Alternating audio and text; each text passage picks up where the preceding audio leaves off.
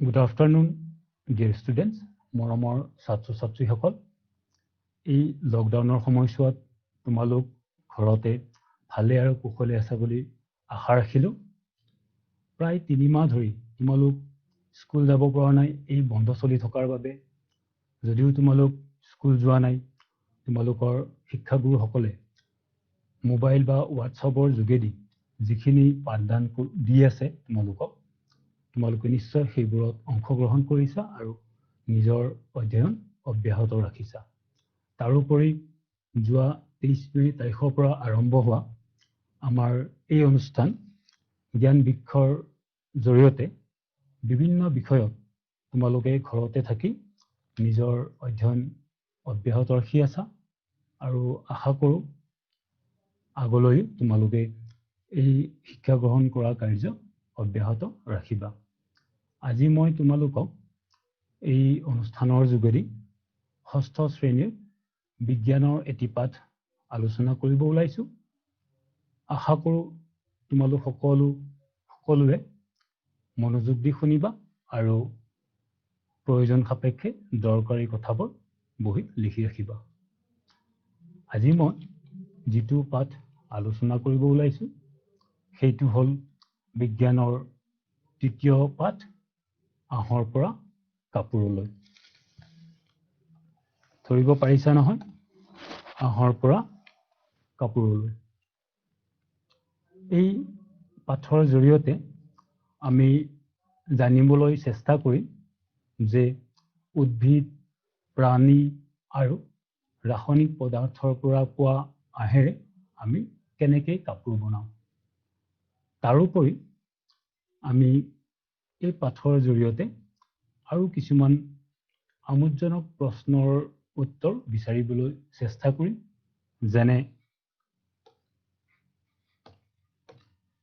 যেনে কাপোৰ এটুকুৰা অবিচ্ছিন্ন হয়নে? কপাহৰ জোলাৰ পৰা কেনেকৈ সূতা বনোৱা হয় আৰু এই সূতাৰ পৰা কেনেকৈ কাপোৰ তৈয়াৰ কৰা হয়? এই পৃথিৱীত পোৱা সৰু প্ৰাণী পলু কেনেকৈ নিজে মৰি গৈ আমাক পাটৰ আঁহ, মুগাৰ আঁহ আৰু এৰী আঁহ দিয়ে। ৰান্ধনী ঘৰত আমি কাম কৰোঁতে বা আহাৰ ৰান্ধোতে কিয় আমি কৃত্ৰিম আহাৰে তৈয়াৰী বস্ত্ৰ পৰিধান কৰিব নালাগে? এই সকলো প্ৰশ্নৰ উত্তৰ আমি এই পাঠৰ জৰিয়তে এটা এটাকৈ বিচাৰিবলৈ চেষ্টা কৰিম। এতিয়া ছাত্ৰ ছাত্ৰীসকল, তোমালোকে যদি তোমালোকৰ চৌপাশে চকু ফুৰাই চোৱা, তেনেহলে কাপোৰেৰে তৈয়াৰী বিভিন্ন সামগ্ৰী, যেনে তুমি পিন্ধি থকা বস্ত্ৰ বা পৰিধান কৰা কাপোৰ, বিছনা চাদৰ, কম্বল, পৰ্দা, মোনা, আনকি তুমি প্ৰতিদিনে ব্যৱহাৰ কৰা স্কুল বেগ আৰু এই সকলোবোৰ সামগ্ৰী ভিন ভিন কাপোৰেৰে তৈয়াৰী। আৰু তোমালোকে যদি এই সকলোবোৰ সামগ্ৰী স্পৰ্শ কৰি চোৱা, তেতিয়া সহজে অনুমান কৰিব পাৰিবা যে এই সামগ্ৰীবোৰ যে ভিন ভিন কাপোৰেৰে তৈয়াৰী, তোমালোকে সহজে গম পাবা। আৰু তোমালোকৰ এটা অভিজ্ঞতা নিশ্চয় আছে, যেতিয়া মা দেউতাৰ লগত তোমালোক বজাৰলৈ যোৱা, তেতিয়া কি কৰা? তোমালোকে বাৰে বাৰে কাপোৰ স্পৰ্শ কৰি চোৱা বা চুই চোৱা, নহয় জানো? আৰু তেতিয়াই তোমালোকে সহজে অনুমান কৰিব পাৰা যে ভিন ভিন সামগ্ৰী ভিন ভিন কাপোৰেৰে তৈয়াৰী। আহাচোন এতিয়া আমি সৰু এটা পৰীক্ষা কৰি চাওঁ আহা। এয়া হ'ল কাপোৰৰ সামগ্ৰী, চিত্ৰ দেখিছা, বিভিন্ন ধৰণৰ কাপোৰ। এতিয়া আমি এটা পৰীক্ষা কৰি চাওঁ আহা। কাপোৰ এটুকুৰা লৈ যদি ওচৰৰ পৰা নিৰীক্ষণ কৰা, তেনেহলে কি দেখিবলৈ পাবা? ধৰিব পাৰিছা নহয়? কাপোৰ এটুকুৰা লৈ যদি খুবেই ওচৰৰ পৰা যদি আমি নিৰীক্ষণ কৰোঁ, আমি কি দেখিবলৈ পাম? তেতিয়া তোমালোকে দেখিবলৈ পাবা যে সেই কাপোৰ টুকুৰা দীঘলে আৰু পথালিকৈ সূতাৰে সজ্জিত হৈ আছে। এই চিত্ৰলৈ চোৱাচোন। এই চিত্ৰ হ'ল কাপোৰ এটুকুৰাৰ বৰ্ধিত ৰূপ। খুবেই ওচৰৰ পৰা, নিচেই ওচৰৰ পৰা নিৰীক্ষণ কৰা কাপোৰ টুকুৰা এখন ছবি। এই ছবিলৈ মন কৰা। এই ছবিত তোমালোকে কি দেখিবলৈ পালা? যে কাপোৰ টুকুৰা সূতাৰে দীঘলে আৰু পথালিকৈ সজ্জিত হৈ আছে। দেখিছা নহয়? তাৰ মানে আমি কি গম পালো ইয়াৰ পৰা? যে কাপোৰ এটুকুৰাত কি থাকে? সূতা সজ্জিত হৈ থাকে দীঘলে আৰু পথালিকৈ। এতিয়া আমি গম পালো যে কাপোৰ এটুকুৰা অবিচ্ছিন্ন নহয়। আমি এই পাঠ আৰম্ভ কৰাৰ আগতে এটা প্ৰশ্ন বিচাৰিবলৈ চেষ্টা কৰিছিলো যে কাপোৰ এটুকুৰা অবিচ্ছিন্ন হয়নে? এতিয়া আমি পালো উত্তৰ যে নহয়। এতিয়া আমি আৰু এটা নিৰীক্ষণ কৰি চাওঁ আহা। সেয়া হ'ল এই কাপোৰ টুকুৰাৰ কাষত যদি তোমালোকে চোৱা তেনেহলে ওলাই থকা সূতা দেখিবলৈ পাবা, নহয় জানো? সূতা। আৰু এই সূতা কেইডালৰ পৰা যদি এডাল সূতা লাহেকৈ পিনৰ সহায়েৰে যদি উলিয়াই আনা আৰু হাতেৰে যদি মোহাৰি দিয়া তেনেহলে কি দেখিবলৈ পাবা? তেতিয়া তোমালোকে দেখিবলৈ পাবা যে সেই সৰু সূতাডাল আৰু কিছুমান পাতল গুণলৈ বিভক্ত হৈছে। এয়া মই চিত্ৰত দেখুৱাইছো। দেখিছা নহয়? এয়া কাপোৰ এটুকুৰাৰ পৰা সূতা এডাল উলিয়াই অনা হৈছে আৰু আঙুলিৰে মোহাৰি দিয়া হৈছে। আৰু এই মোহাৰি দিয়াৰ পিছত তোমালোকে দেখিবলৈ পাবা যে এনেকৈ পাতল গুণলৈ এই সূতাডাল বিভক্ত হৈছে। এই যে পাতল গুণবোৰ যে আমি পালো, এয়াই হ'ল আঁহ। ধৰিব পাৰিছা নহয়? যেতিয়া আমি সূতা এটুকুৰা আঙুলিৰে মোহাৰি দিওঁ আৰু আমি যিমানেই মোহাৰি দিওঁ সিমানেই সি সৰু সৰু গুণলৈ বিভক্ত হ'ব। আৰু এই সৰু সৰু পাতল গুণবোৰেই হৈছে আঁহ। এতিয়া আমি ক'ব পাৰো যে আঁহ মানে কি বা আঁহ কাক বোলে? কাপোৰৰ সূতাৰ মিহি গুণবোৰ তাতোকৈও পাতল আৰু মিহি গুণেৰে তৈয়াৰী। আৰু এইবোৰকে কি বুলি কোৱা হয়? আঁহ বুলি কোৱা হয়। তোমালোকে নিশ্চয় বুজি পাইছা আঁহ মানে কি? এইখিনিতে তোমালোকৰ সকলোৱে নিশ্চয় এটা প্ৰশ্ন মনলৈ আহিছে নে নাই? বাৰু প্ৰশ্ন ময়ে কৈ আছো। প্ৰশ্নটি হ'ল যে এই আঁহৰ কথা যে ক'লো, এই আঁহ আমি ক'ৰ পৰা পাওঁ বা ক'ৰ পৰা আহৰণ কৰা হয়? জানোচোন আহা, আমি এই আঁহ আমি ক'ৰ পৰা পাওঁ? এয়া আঁহ ক'ৰ পৰা পোৱা যায় বা ইয়াক কেনেকৈ আহৰণ কৰা হয়? আঁহ মূলতঃ আমি দুই ধৰণে পাওঁ। প্ৰকৃতিৰ পৰা আৰু কৃত্ৰিমভাৱে। যিবোৰ আঁহ আমি প্ৰকৃতিৰ পৰা পাওঁ সেইবোৰক আমি প্ৰাকৃতিক আঁহ বুলি কওঁ। যেনে উদ্ভিদ আৰু প্ৰাণীৰ পৰা পোৱা আঁহ। আৰু যিবোৰ আঁহ মানুহে পৰীক্ষাগাৰত নিজে প্ৰস্তুত কৰি ওলায় সেইবোৰ আঁহক কৃত্ৰিম আঁহ বুলি কোৱা হয়। আৰু এইবোৰক মানৱ সৃষ্ট আঁহ বা সাংশ্লেষিক আঁহ বুলিও কোৱা হয়, কাৰণ মানুহে নিজে তৈয়াৰ কৰে পৰীক্ষাগাৰত। এতিয়া আমি এটা এটাকৈ জানো আহা। প্ৰথমে আমি প্ৰাকৃতিক আঁহৰ বিষয়ে আলোচনা কৰোঁ। প্ৰাকৃতিক আঁহ আকৌ আমি দুই ধৰণে পাওঁ বা প্ৰাকৃতিক আঁহৰ উৎস দুটা। এটা হ'ল উদ্ভিদ আৰু আনটো হ'ল প্ৰাণী। প্ৰাকৃতিক আঁহ উদ্ভিদৰ পৰা পোৱা আঁহ আৰু প্ৰাণীৰ পৰা পোৱা আঁহ। এতিয়া আমি উদ্ভিদৰ পৰা আমি কি কি আঁহ পাওঁ?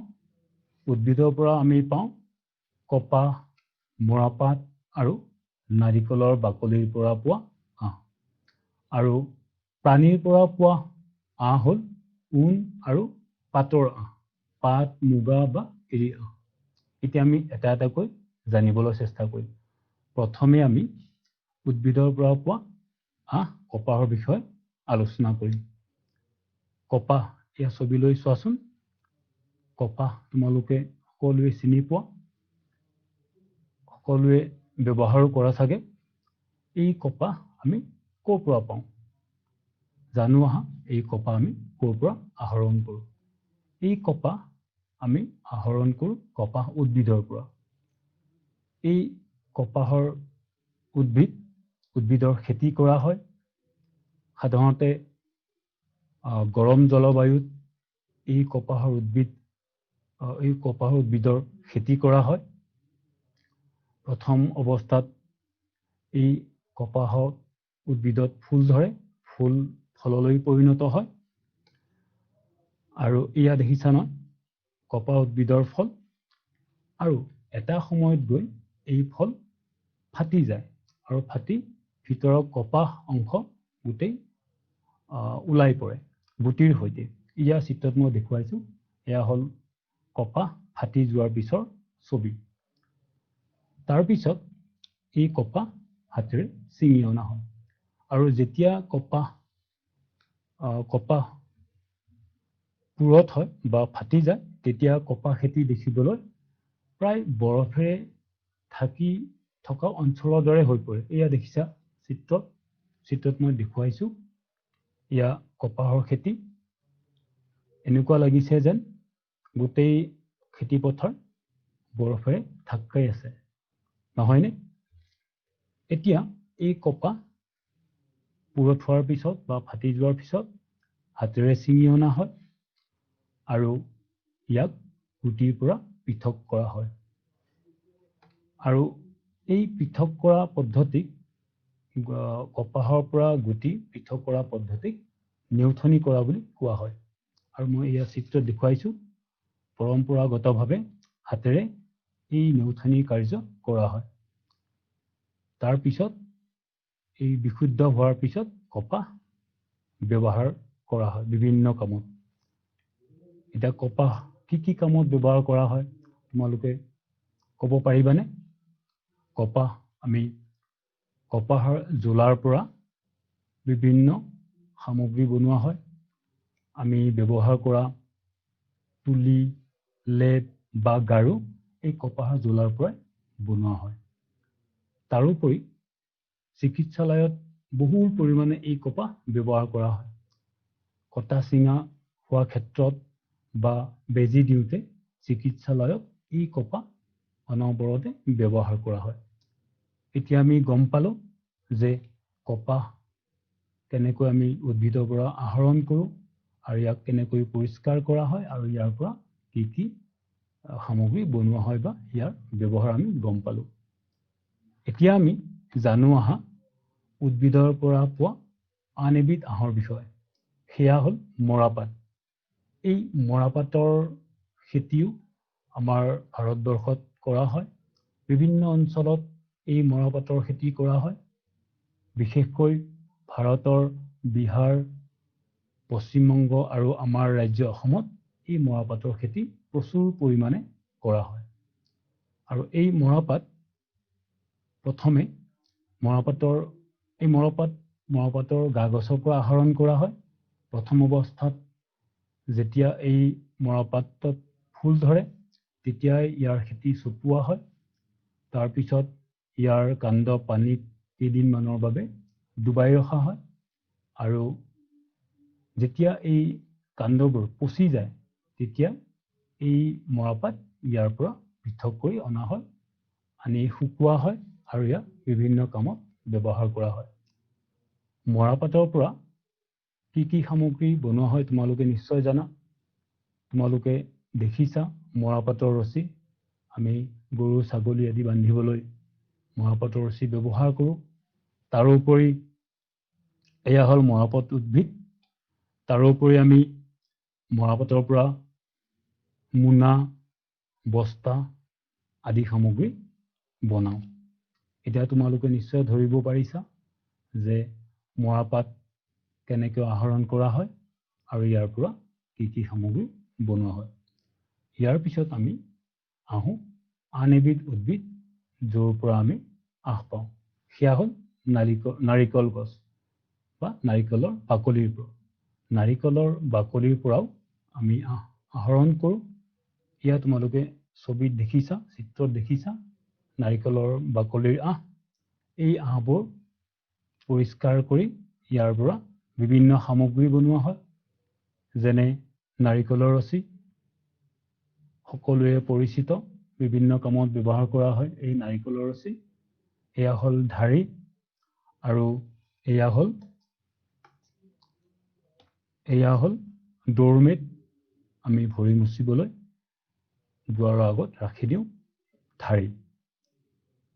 এতিয়া আমি গম পালো যে নাৰিকলৰ আহেৰে আমি কি সামগ্ৰী তৈয়াৰ কৰোঁ। এতিয়া আমি জানো আহা প্ৰাণীৰ পৰা পোৱা আহৰ বিষয়ে। প্ৰাণীৰ পৰা আমি কি আহ পাওঁ? প্ৰাণীৰ পৰা আমি ঊণ পাওঁ, তাৰোপৰি পাট, মুগা আৰু এৰীৰ আহ পাওঁ। প্ৰথমে আমি জানো আহা প্ৰাণীৰ পৰা আমি পোৱা আহৰ বিষয়ে। ঊণ। তোমালোকে শীতকালত কি কাপোৰ পিন্ধা বাৰু? নিশ্চয় তোমালোকে জানা যে শীতকালত আমি কি কৰোঁ? ঊণি কাপোৰ পৰিধান কৰোঁ। আৰু এই ঊণ ক'ৰ পৰা আহে জানানে? এই ঊণ আমি পাওঁ প্ৰাণীৰ বা জন্তুৰ নোমৰ পৰা। প্ৰাণী বা জন্তুৰ নোমৰ পৰা এই ঊণ আহৰণ কৰা হয়। এয়া তোমালোকে দেখিছা, ভেড়া, ছাগলী, ইয়াক বা উট, শহাপহু, এইবোৰ প্ৰাণী বা এইবোৰ জন্তুৰ নোমৰ পৰা ঊণ আহৰণ কৰা হয়। প্ৰথম অৱস্থাত এই প্ৰাণীৰ গাৰ পৰা নোম কাটি লোৱা হয় বা কাটি পেলোৱা হয়, আৰু এই কাৰ্য কৰোঁতে প্ৰাণীক কিন্তু মাৰি পেলোৱা নহয়। তোমালোকে গম পাবা অলপ পিছত মই কৈ আছো যে কিছুমান প্ৰাণীৰ পৰা আহৰণ কৰোঁতে এই প্ৰাণীৰ মৃত্যু হয়। প্ৰথমে এই জন্তুৰ গাৰ পৰা নোম খুৰোৱা হয়, তাৰপিছত এই নোমবোৰ ধুই ভালকৈ পৰিষ্কাৰ কৰা হয়, আৰু ইয়াক বিভিন্ন কামত ব্যৱহাৰ কৰা হয়। আৰু তোমালোকে ব্যৱহাৰ কৰা চুৱেটাৰ, মাফলাৰ, টুপি এই ঊণ আহৰ পৰাই তৈয়াৰ কৰা হয়। এতিয়া আমি জানো আহা অইন প্ৰাণীৰ পৰা পোৱা যেনে পলু। পলুৰ পৰাও আমি আহৰণ কৰোঁ। তোমালোকৰ ঘৰত নিশ্চয় পাট, মুগা আৰু এৰীৰ কাপোৰ আছে, তোমালোকে নিশ্চয় দেখিছা। এই কাপোৰবোৰৰ আমি ক'ৰ পৰা পাওঁ? এই কাপোৰবোৰৰ আমি আহৰণ কৰোঁ পলুৰ পৰা। এয়া মই চিত্ৰত দেখুৱাইছো। এয়া হ'ল এৰী পলু, এয়া মুগা পলু, এয়া হ'ল পাট পলু। পাট, মুগা আৰু এৰী পলু চিত্ৰত তোমালোকে দেখিছা। এইবোৰৰ পৰাও কি কৰা হয়? আমি আহৰণ কৰোঁ। জানোচোন এতিয়া আমি এই পলুৰ পৰা কেনেকৈ আহৰণ কৰোঁ। প্ৰথমে যেতিয়া এই পলু পখিলা অৱস্থাত থাকে তেতিয়া ই কণী পাৰে। এই কণী গৈ পলুলৈ ৰূপান্তৰিত হয়, আৰু এই পলুৱে গছৰ পাত খাই ডাঙৰ হয়। ধৰিব পাৰিছা? প্ৰথম অৱস্থাত কি হয়? পখিলা অৱস্থাত পলুৱে কণী পাৰে, এই কণী গৈ পলুলৈ ৰূপান্তৰিত হয়, আৰু কণী ৰূপান্তৰিত হয় পলুলৈ, তাৰপিছত এই পলুৱে পাত খাই ডাঙৰ হয়। যেনে এৰী পলুৱে এৰা গছৰ পাত খায়, মুগা পলুৱে নুনি গছৰ পাত খায়, এই খাই ডাঙৰ হয়। আৰু এটা সময়ত যেতিয়া এই পলু পুৰঠ হয় তেতিয়া এই পলুবোৰে কি কৰে? নোখোৱা হয়, পাত নোখোৱা হয় পুৰঠ হ'লে। আৰু তেতিয়া কি কৰে? তেতিয়া এই পলুবোৰক আঁতৰাই ৰখা হয়, বেলেগকৈ ৰখা হয়, আৰু তাৰপিছত এই পলুৱে বাহ সাজিবলৈ আৰম্ভ কৰে। যাক আমি লেটা বুলি কওঁ। লাহে লাহে ইহঁতে বাঁহ সাজে আৰু যেতিয়া বাঁহ সম্পূৰ্ণ হয় এই সম্পূৰ্ণ হোৱা বাঁহক আমি লেটা বা কুকুন বুলি কওঁ। এয়া মই চিত্ৰত দেখুৱাইছো। এয়া হ'ল কুকুন, দেখিছা নহয় চিত্ৰত। আৰু এই কুকুনৰ পৰাই কি কৰা হয়, পাট, মুগা আৰু এৰীৰ আহৰণ কৰা হয়। কেনেকৈ আহৰণ কৰা হয়? এই কুকুনবোৰক কি কৰা হয়, গৰম পানীত সিজোৱা হয়। গৰম পানীত সিজোৱা হয় আৰু ইয়াৰ পৰা আহৰণ কৰা হয়। আৰু তোমালোক মই কৈছিলো যে কিছুমান প্ৰাণীৰ মৃত্যু ঘটে আহৰণ কৰোঁতে।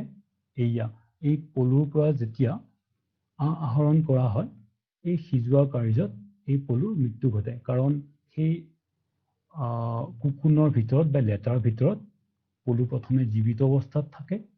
যেতিয়া ইয়াক সিজোৱা হয় আহৰণ কৰিবলৈ, তেতিয়া এই পলুৰ মৃত্যু ঘটে।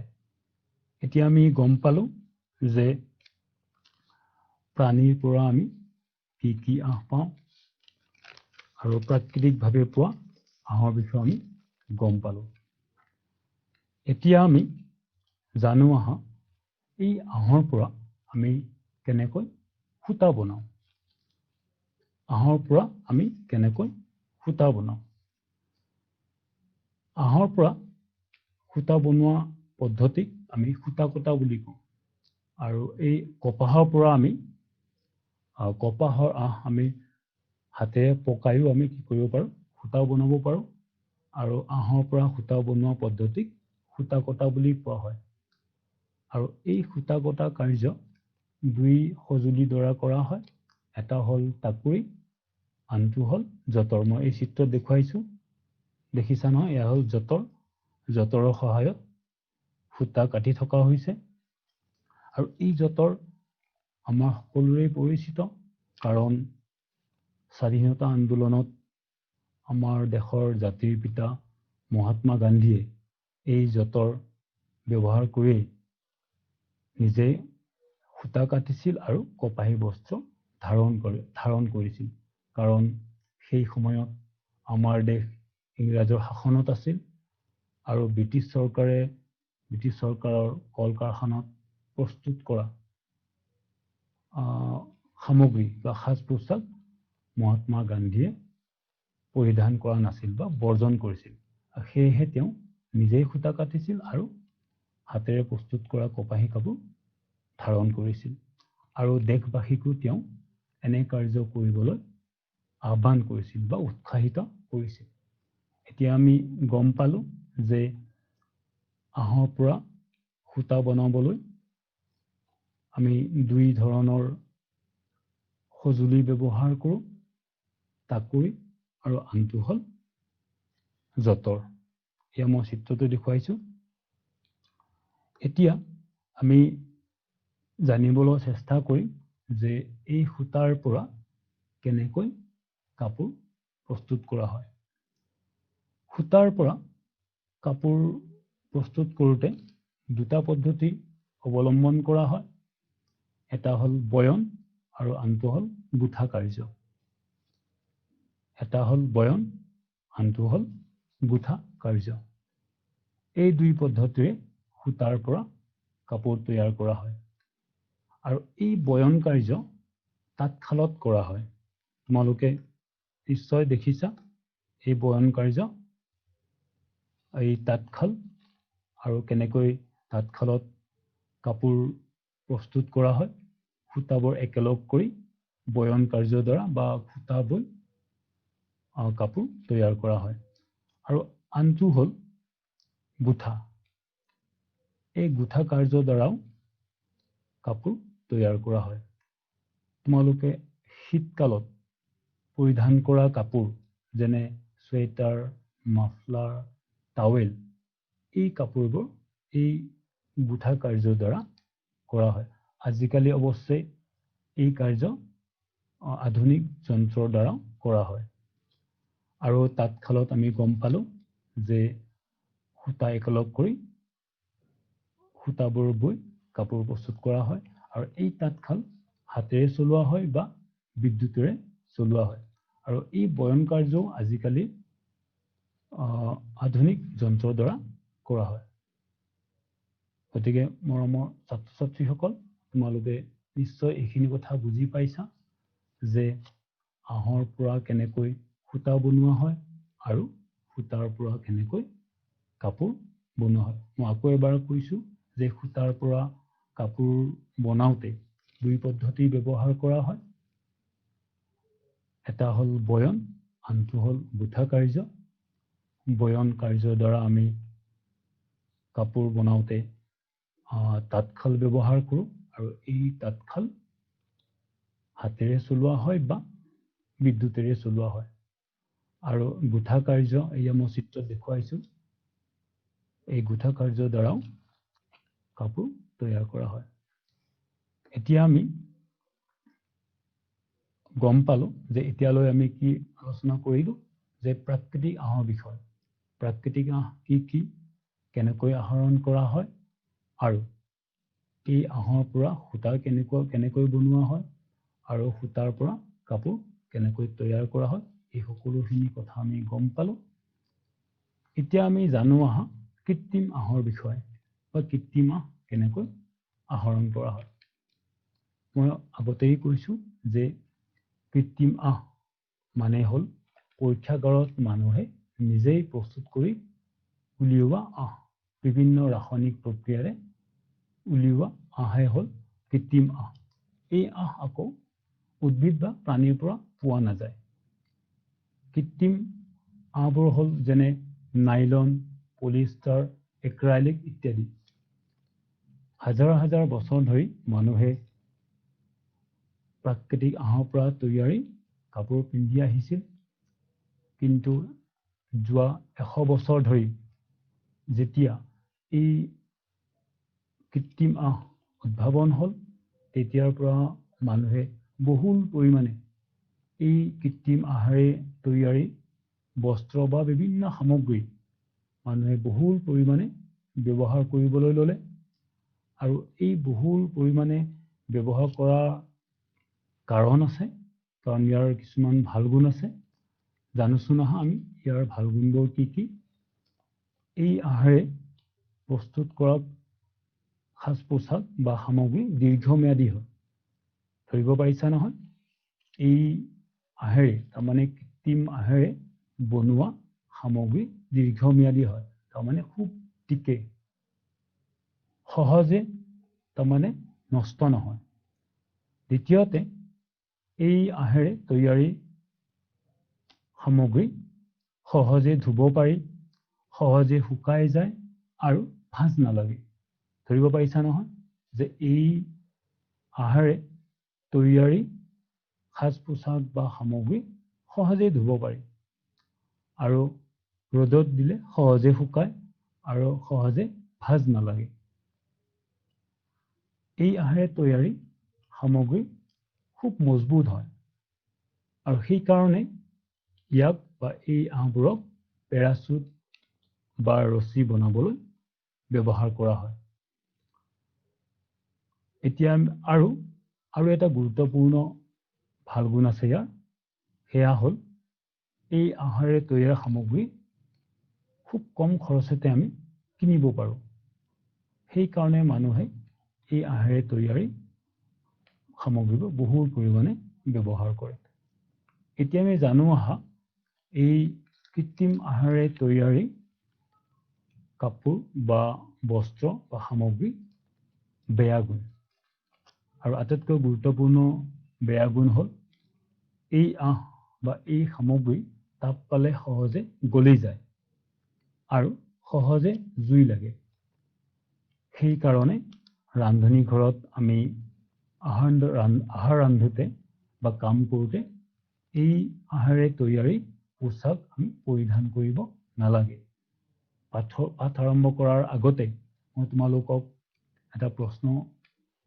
কৰিছিলোঁ বা প্ৰশ্ন বিচাৰিবলৈ চেষ্টা কৰিছিলোঁ যে ৰান্ধনী ঘৰত কাম কৰোঁতে বা আহাৰ ৰান্ধোতে আমি কিয় কৃত্ৰিম আহাৰে তৈয়াৰী পোছাক পিন্ধিব নালাগে এতিয়া নিশ্চয় তোমালোকে গম পাইছা যে এই আহ সহজে গলি যায় এই আহাৰে তৈয়াৰী পোছাক বা সাজ পোছাক তাপ পালে সহজে গলি যায় আৰু লাগি ধৰে গাত আৰু সহজে জুই লাগে। সেই কাৰণে আমি এই আহাৰে তৈয়াৰী কাপোৰ আমি পিন্ধিব নালাগে যেতিয়া আমি ৰান্ধনী ঘৰত থাকোঁ। এতিয়া আমি গম পালো যে কৃত্ৰিম আঁহ কোনবোৰ, এই আঁহ কেনেকৈ প্ৰস্তুত কৰা হয়, ক'ৰ পৰা প্ৰস্তুত কৰা হয় আৰু ইয়াৰ ভাল গুণবোৰ কি আৰু বেয়া গুণবোৰ কি।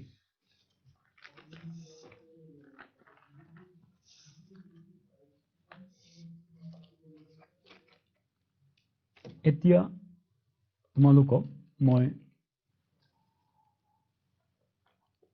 বস্ত্ৰ সামগ্ৰীৰ বুৰঞ্জীৰ বিষয়ে কৈ আছো। আদিম যুগত বাৰু মানুহে কি পৰিধান কৰিছিল? তোমালোকে কেতিয়াবা ভাবি চাইছানে যে প্ৰাচীন কালত যেতিয়া এই কাপোৰ বা আঁহ উদ্ভাৱন হোৱা নাছিল তেতিয়া মানুহবোৰে কি পৰিধান কৰিছিল? আৰু তোমালোকে জানি আচৰিত হবা যে সেই সময়ত মানুহে গছৰ বাকলি, ডাঙৰ গছৰ পাত আৰু জন্তুৰ ছাল গাত মেৰিয়াইছিল। এই সামগ্ৰীবোৰ বা এই বস্তুবোৰ ব্যৱহাৰ কৰিয়ে মানুহে শীত বা ৰ'দৰ পৰা ৰক্ষা কৰিছিল নিজকে। কিন্তু যেতিয়া লাহে লাহে মানুহে কৃষি কৰিবলৈ শিকিলে তেতিয়া মানুহে জনা হ'ল যে উদ্ভিদৰ পৰা আঁহ পোৱা যায় আৰু এই আঁহেৰে কাপোৰ সূতা বনাব পাৰি আৰু সূতাৰ পৰা কাপোৰ। কিন্তু প্ৰথম অৱস্থাত মানুহে অকল কাপোৰ নিচিলোৱাকৈ, কাৰণ তেতিয়া বেজী আৱিষ্কাৰ হোৱাই নাছিলে, তেতিয়া কি কৰিছিলে মানুহে কাপোৰ গাত মেৰিয়াইছিল। তেনেকৈয়ে মানুহে কাপোৰ পিন্ধিছিল। যেতিয়া বেজীৰ আৱিষ্কাৰ হ'ল তেতিয়া মানুহে চিলাই কৰিবলৈ ল'লে, চিলাই কৰি বিভিন্ন সাজ পোছাক বনাবলৈ ল'লে আৰু তেনেকৈ পিন্ধিবলৈ ল'লে। আজিও মানুহে কিছুমান বস্ত্ৰ বা সাজ পোছাক চিলাই নকৰাকৈ পৰিধান কৰে। তোমালোকে ক'ব পাৰিবানে কোনবোৰ কাপোৰ? যেনে শাৰী, ধুতি, পাগুৰি, এইবোৰ এতিয়াও তাৰমানে চিলাই নকৰাকৈ পৰিধান কৰা হয়। গতিকে মৰমৰ ছাত্ৰ ছাত্ৰীসকল, তোমালোকে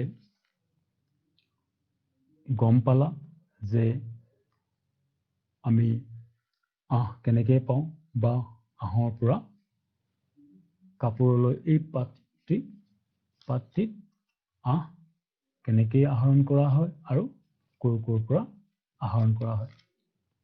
এতিয়া আমি আলোচনা কৰিম এই পাঠৰ পৰা আমি কি কি শিকিলো। আহাচোন আমি মূল কথাখিনি এই পাঠৰ পৰা আমি কি কি শিকিলো আলোচনা কৰোঁ। আমি গম পালো যে পোছাক তৈয়াৰ কৰা কাপোৰ বিভিন্ন ধৰণৰ হয়। বিভিন্ন কাপোৰেৰে বিভিন্ন ধৰণৰ পোছাক তৈয়াৰ কৰিবলৈ বিভিন্ন ধৰণৰ কাপোৰ ব্যৱহাৰ কৰা হয়। যেনে পলিষ্টাৰ, নাইলন, ঊণ, পাটৰ আঁহ, মুগাৰ আঁহ ইত্যাদি। তাৰপিছত আমি গম পালো যে কাপোৰৰ পৰা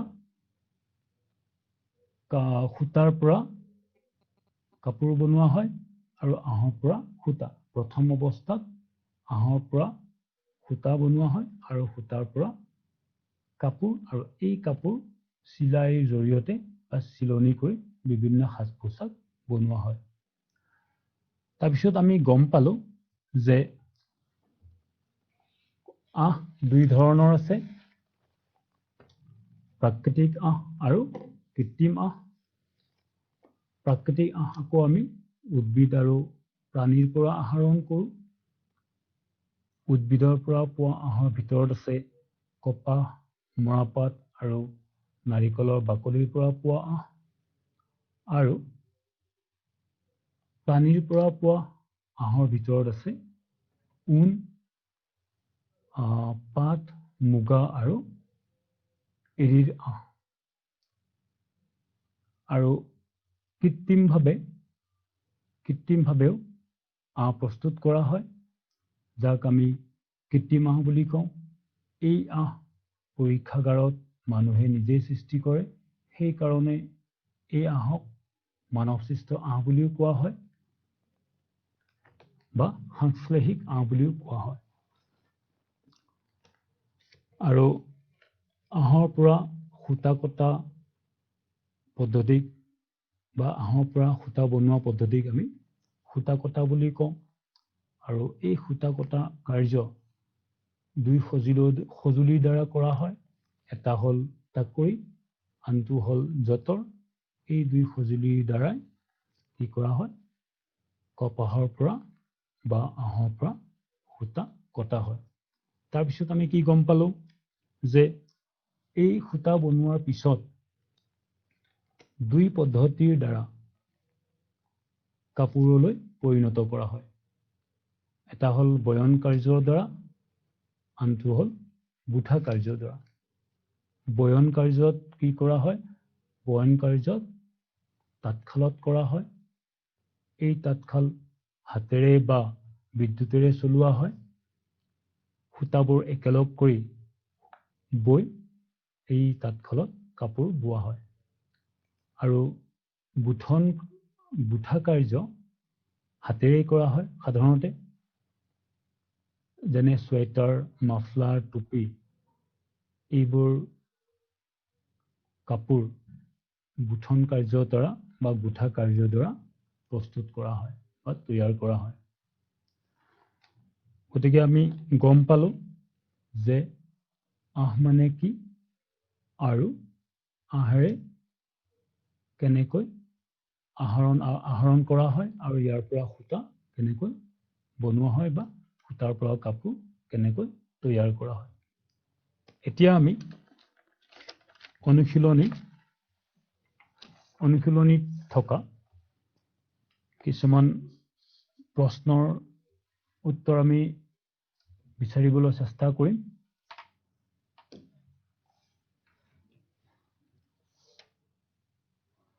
অনুশীলনীত প্ৰথম প্ৰশ্ন আছে, তলত দিয়া আঁহবোৰ প্ৰাকৃতিক নে সংশ্লেষিক? শ্ৰেণীবিভাগ কৰা। প্ৰথম প্ৰশ্ন আকৌ কৈ দি আছো, তলত দিয়া আঁহবোৰ প্ৰাকৃতিক নে সংশ্লেষিক? তাৰমানে প্ৰাকৃতিক নে কৃত্ৰিম সেইটো বাছি উলিয়াব দিছে। আৰু তলত দিছে নাইলন, উল, কপাহী, পাট, পলিয়েষ্টাৰ, মৰাপাট। ইয়াৰ পৰা আমি বাছনি কৰিব লাগে কোনটো প্ৰাকৃতিক আঁহ আৰু কোনটো সংশ্লেষিক বা কৃত্ৰিম আঁহ। এতিয়া আমি উত্তৰ বিচাৰিবলৈ চেষ্টা কৰোঁ। নাইলন, প্ৰথম আছে নাইলন। আৰু মই যেতিয়া পাঠ বুজাই আছিলো বা পাঠত আমি পাইছিলো যে নাইলন হ'ল কৃত্ৰিম আঁহ। গতিকে উত্তৰটো হ'ব নাইলন কৃত্ৰিম আঁহ। তাৰপিছত উল আমি ক'ৰ পৰা পাওঁ? উল বা ঊণ, আমি ঊণক উল বুলিও কওঁ। এই ঊণ আমি ক'ৰ পৰা আহৰণ কৰোঁ? ঊল আহৰণ কৰোঁ প্ৰাণীৰ পৰা। গতিকে উল হ'ল প্ৰাকৃতিক আঁহ। তাৰপিছত কপাহী, আকৌ কপাহী সামগ্ৰীবোৰ বা কাপোৰ আমি ক'ৰ পৰা পাওঁ? কপাহৰ পৰা। আৰু কপাহ আমি উদ্ভিদৰ পৰা পাওঁ। সেইকাৰণে এই কপাহীটো হ'ব কি? প্ৰাকৃতিক আঁহ। তাৰপিছত আছে পাট। পাটৰ কাপোৰবোৰ আমি ক'ৰ পৰা পাওঁ? পাটৰ কাপোৰ আমি পাওঁ পাটৰ আঁহৰ পৰা। আৰু এই আঁহ আমি আহৰণ কৰোঁ পলুৰ পৰা, নহয়নে? আমি যেতিয়া পাঠ আলোচনা কৰিছিলো আঁহৰ পৰা কাপোৰলৈ, তাত আমি পাইছিলো। গতিকে পাট হ'ল প্ৰাকৃতিক আঁহ। তাৰপিছত পলিয়েষ্টাৰ, আৰু আমি এইটোও পাইছিলো নাইলন, এক্ৰাইলিক, পলিয়েষ্টাৰ আদি হ'ল কৃত্ৰিম আঁহ। গতিকে উত্তৰটো হ'ব পলিয়েষ্টাৰ কি হ'ব? কৃত্ৰিম আঁহ। তাৰপিছত পালো আমি মৰাপাট। তাৰপিছত আছে মৰাপাট। মৰাপাট আমি ক'ৰ পৰা পাওঁ? মৰাপাট পাওঁ আমি মৰাপাটৰ উদ্ভিদৰ গা গছৰ পৰা। গতিকে মৰাপাট হ'ব প্ৰাকৃতিক আঁহ। গতিকে আমি প্ৰথম প্ৰশ্নৰ উত্তৰ আমি গম পালো কি হ'ব আকৌ মই কৈ আছো নাইলন কৃত্ৰিম আঁহ উল প্ৰাকৃতিক আঁহ কপাহী প্ৰাকৃতিক আঁহ পাট প্ৰাকৃতিক আঁহ পলিয়েষ্টাৰ কৃত্ৰিম আঁহ আৰু মৰাপাট প্ৰাকৃতিক আঁহ তাৰপিছত 2 নম্বৰ প্ৰশ্নলৈ আহা 2 নম্বৰ প্ৰশ্নত দিয়া আছে তলত দিয়া উক্তিবোৰ শুদ্ধ নে অশুদ্ধ উল্লেখ কৰা তাৰমানে যিবোৰ উক্তি দিয়া আছে সেইবোৰ শুদ্ধ হয় নে অশুদ্ধ হয় বাছি উলিয়াব দিছে প্ৰথম প্ৰশ্নলৈ যাওঁ আহা প্ৰথম প্ৰশ্নত আছে আঁহৰ পৰা সূতা তৈয়াৰ কৰা হয় ইয়াত দিয়া আছে আঁহৰ পৰা সূতা তৈয়াৰ কৰা হয় বাক্যটি শুদ্ধ হয় নে নহয় আমি পাইছিলো যে আঁহৰ পৰাই কি কৰা হয় সূতা তৈয়াৰ কৰা হয় প্ৰথম অৱস্থাত কি কৰা হয় আঁহৰ পৰা সূতা বনোৱা হয় আৰু সূতাৰ পৰা কাপোৰ বনোৱা হয় গতিকে প্ৰথম প্ৰশ্নত প্ৰথম যিটো বাক্য শাৰী আছে এয়া শুদ্ধ বাক্য গতিকে আমি কি ক'ব লাগিব ইয়াতে উত্তৰটো দিব লাগিব শুদ্ধ বুলি দ্বিতীয়টো চোৱা খত দিয়া আছে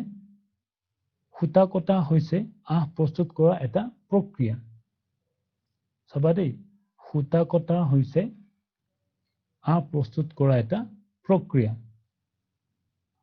সূতা কটা আকৌ আঁহ প্ৰস্তুত কৰা প্ৰক্ৰিয়া নহয় সূতা কটা হ'ল আঁহৰ পৰা সূতালৈ পৰিণত কৰা এটা পদ্ধতি গতিকে আমি এইটো শুদ্ধ বুলি দিব পাৰো সূতা কটা হৈছে আঁহ প্ৰস্তুত কৰা এটা প্ৰক্ৰিয়া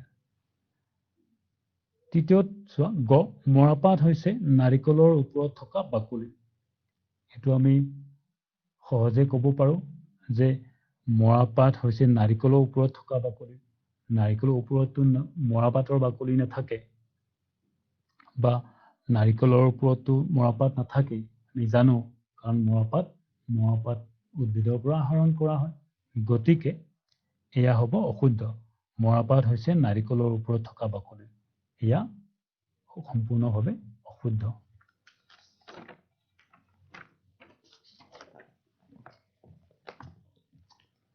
খ প্ৰশ্নলৈ আহো খত আছে কপাহৰ পৰা গুটি গুচোৱা প্ৰক্ৰিয়াটোক নিউঠনি বুলি কোৱা হয় আমি অধ্যায়ত পাইছিলো নিউঠনি মানে কি নিউঠনি আছিল কপাহৰ পৰা গুটি পৃথক কৰা পদ্ধতি গতিকে এই বাক্য শাৰী শুদ্ধ তাৰপিছত আছে সূতা বৈ এটুকুৰা কাপোৰ তৈয়াৰ কৰা হয় সম্পূৰ্ণ শুদ্ধ কাৰণ সূতাৰ পৰাই কি কৰা হয় বয়ন কাৰ্যৰ দ্বাৰা কাপোৰ বনোৱা হয় গতিকে এই বাক্য শাৰী সম্পূৰ্ণভাৱে শুদ্ধ আছে পাতৰ আঁহ এবিধ গছৰ কাণ্ডৰ পৰা আহৰণ কৰা হয় এতিয়া পাতৰ আঁহ ইয়াতে দিছে গছৰ কাণ্ডৰ পৰা আহৰণ কৰা হয় বুলি দিয়া আছে আমি অধ্যায়ত পাইছিলো যে পাট মুগা আৰু এৰী আঁহ আমি পলুৰ পৰা পাওঁ এয়া হ'ল প্ৰাণীজাত আঁহ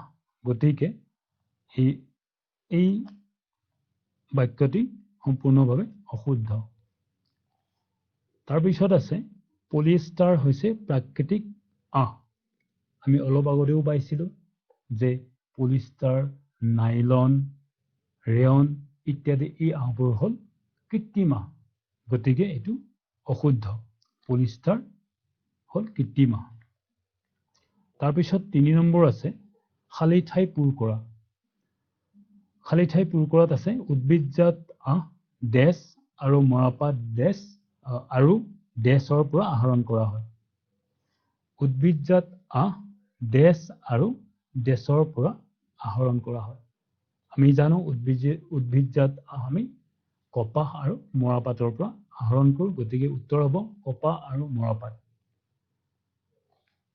তাৰপিছতো চোৱা প্ৰাণীজাত আঁহ হ'ল ডেছ আৰু ডেছ আমি প্ৰাণীৰ পৰা কি আঁহ পাওঁ আমি পাঠটিত পাইছিলো যে প্ৰাণীৰ পৰা পোৱা আঁহ হ'ল ঊণ আৰু পাট মুগা আৰু এৰী আঁহ গতিকে আমি ক'ব পাৰো ইয়াত আমি উত্তৰটো লিখিম যে ঊণ আৰু পাট অকল এটা লিখিলে হ'ব ऊन আৰু পাত।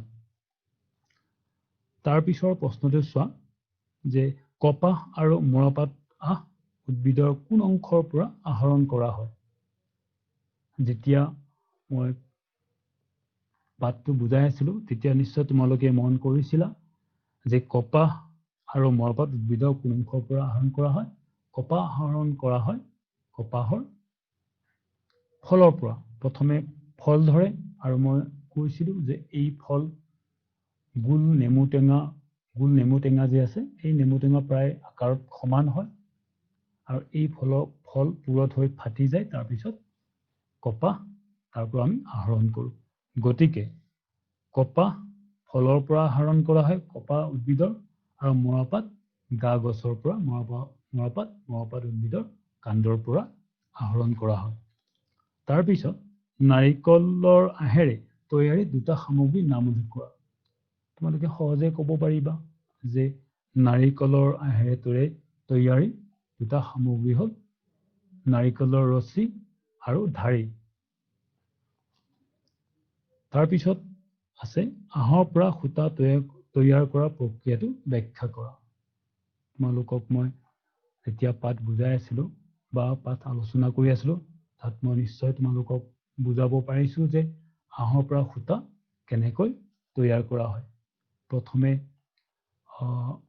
আহ পৰিষ্কাৰ কৰি লোৱা হয়। তাৰপিছত দুই পদ্ধতিৰে মই কৈছিলো যে দুটা সঁজুলি ব্যৱহাৰ কৰা হয় আহৰ পৰা সূতা বনাবলৈ। এটা হ'ল টাকুৰি, আনটো হ'ল যঁতৰ। আৰু আজিকালি অৱশ্যে বৃহৎ পৰিমাণৰ সূতা কাটিবলৈ আধুনিক যন্ত্ৰ ব্যৱহাৰ কৰা হয়। গতিকে মৰমৰ ছাত্ৰ ছাত্ৰীসকল, এই আহৰ পৰা কাপোৰলৈ যি অধ্যায় আজি আমি আলোচনা কৰিলো তোমালোকে নিশ্চয় ভালকৈ বুজিবলৈ সক্ষম হৈছা বুলি মই আশা ৰাখিলো। আৰু তোমালোকে ঘৰত এই পাঠটি আকৌ ভালকৈ পঢ়িবা আৰু আশা কৰোঁ ভালকৈ বুজি পাবা। ধন্যবাদ।